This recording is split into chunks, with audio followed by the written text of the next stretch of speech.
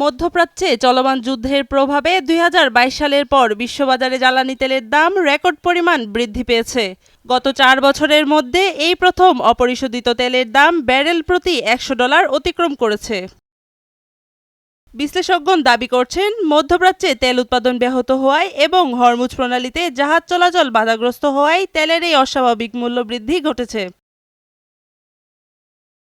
Hormuz প্রণালী দিয়ে তেল পরিবহন আরও দীর্ঘ সময় ধরে বন্ধ থাকলে পেট্রোলের দাম আরও বাড়তে পারে বলে আশঙ্কা করা হচ্ছে।